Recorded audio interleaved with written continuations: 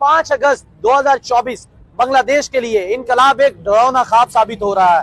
पहले उन्होंने अपने पड़ोसी मुल्क से ताल्लुकात खराब किए, अमेरिका ने भी हेल्प देना बंद कर दिया और उसके बाद अब रिसेंट स्विट्जरलैंड ने भी उनको हेल्प देना बंद कर दी है। आया कि बांग्लादेश के लिए ये इनकलाब उनके लिए दर्द सर तो नहीं बन बैठा। 40,000 के करीब बांग्लादेशी टेक्सटाइल वर्कर जी रोड्स पर आ चुके हैं। बेक्सिमको की 170 कंपनीज बंद हो चुकी है, 32 को हुकूमत ने नीलाम कर दिया और बाकियों को ताला लगा दिया। ये चीज़ इतनी एग्रेसिव हो चुकी है कि इन वर्कर्स ने साथ वाली फैक्ट्रीज के इर्द गिर्द जो ढाका के आसपास है उनको जलाना शुरू कर दिया है। शेख हसीना वाजिद का तख्ता पलटे कोई काफी अरसा गुजर गया, 5 से 6 महीने गुजर चुके हैं, लेकिन उसके बावजूद भी बांग्लादेश के हालात संभलने का नाम नहीं ले रहे। वहाँ पे कैसे लोग सड़कों पर निकले हुए हैं, शेलिंग कर रहे हैं, वाटर गन्स चल रही हैं, तो मैदान जंग तो ऑलरेडी बांग्लादेश बना हुआ है। आप देखेंगे रेलवे प्रोटेस्ट हुआ, उसके बाद इनका पोर्ट्स के ऊपर प्रोटेस्ट हुआ। दीज आर मेजर प्रोटेस्ट जिसने बेसिकली इकोनॉमिकली इनको काफी हद तक एक झटका मारा। कभी जो है ढाका कॉलेज के जो है स्टूडेंट आग लगाना शुरू हो जाते हैं, प्रोटेस्ट करते हैं, तो कभी ढाका यूनिवर्सिटी के करते हैं, अब ये फैक्ट्री वाले भी आ गए हैं। और डेली बेसिस में जिस तरह के वीडियोस आ रहे हैं where abandoned bodies are lying on the inside ponds and river streams के साइड में मिल रहे हैं, लोग पेड़ पे लटके हुए मिल रहे हैं, क्या क्या चीजें हो रही हैं। अब ऐसा लगता है कि जो इन्वेस्टर हैं वो तो बांग्लादेश जाने से पहले 100 दफा सोचेंगे। तो जिसका टका इतना स्ट्रॉन्ग था, अब वो टका ऐसे लग रहा है कि वो भी IMF के दरवाजे पे खड़ा होने वाला है। जहां पर उनको हेल्प की जरूरत होती थी तो पड़ोसी मुल्क इंडिया उनके लिए आ जाता था, लेकिन उन्हीं के साथ ताल्लुकात खराब करना। आया कि ये कोई अकलमंदी है थी स्टूडेंटों की कि अपने इनकलाब अपने मुल्क की हद तक लेके आए, नो प्रॉब्लम, लेकिन बॉर्डर पार अगर इनकलाब लाएंगे तो जिस तरह के आज इनको वारदात फेस करने पड़ रहे हैं तो वो तो करने पड़ेंगे। फिर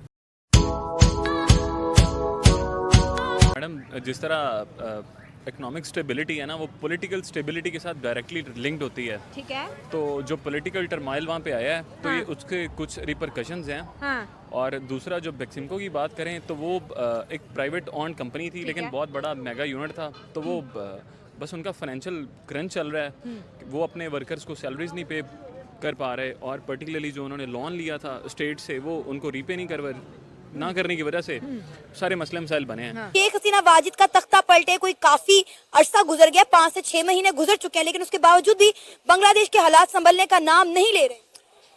मैं एक बात है, जब तक वो थी ना कोई चले एक हाथ तक लॉ एंड ऑर्डर था, कोई ठीक है ना, कोई कह लें कि रोक टोक थी, पाबंदी थी।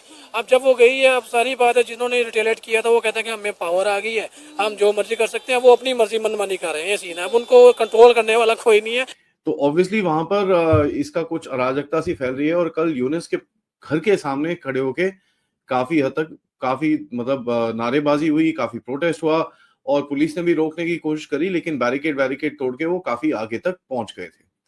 नौ यूनिस की अपनी सरकार, जो वहां पर सरकार क्या जो भी है वो स्ट्रक्चर जैसा बैठा हुआ है वहां पर, वो खुद प्रोटेस्ट से आए थे। तो अभी किसी को मना भी नहीं कर सकते, क्योंकि लोग इनको बोलेंगे अच्छा भाई तुम जब प्रोटेस्ट करो तब ठीक है, अगर हम करें तो फिर परेशानी है आपको। तो ये कौन सी नाइंसाफी है और ये कौन सा आपका नया स्टैंडर्ड है। तो इसके ऊपर जब सवाल पूछेंगे तो यूनिस के पास कुछ बोलने को नहीं होगा।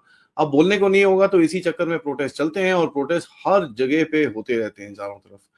आप देखेंगे रेलवे प्रोटेस्ट हुआ, उसके बाद इनका पोर्ट्स के ऊपर प्रोटेस्ट हुआ। दीज आर मेजर प्रोटेस्ट जिसने बेसिकली इकोनॉमिकली इनको काफी हद तक एक झटका मारा।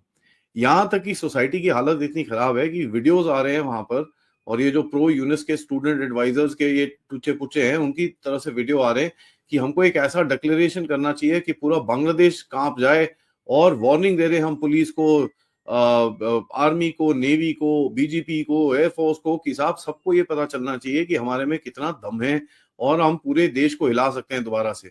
So again this is that basic student this thing. अब स्टूडेंट्स के बारे में अगर आप देखें तो ढाका यूनिवर्सिटी और वो 6-7 कॉलेजेस हैं जो हैं, उनके ऊपर काफी वहां पर वायलेंट प्रोटेस्ट चलता है। So there is that, and वहां पर by the way anti Yunus नारेबाजी भी होती है, and they not able to do much about it, और वहां पर वायलेंस भी हो जाती है।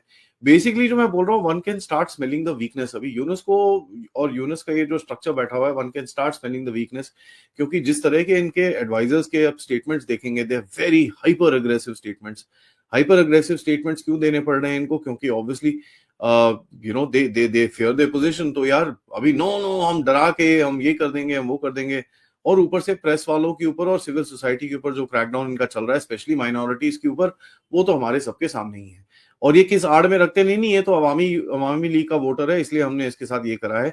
And people now abroad and human rights watch and many other people have started asking question, यार अवामी लीग का हो, जो मर्जी हो, you can't do stuff like this ना, जस्ट बिकॉज वो अवामी लीग का है इसका मतलब ये तो नहीं कि आप उसको मार मूर के कच्चा काट के वहां पर साइड में फेंक दो।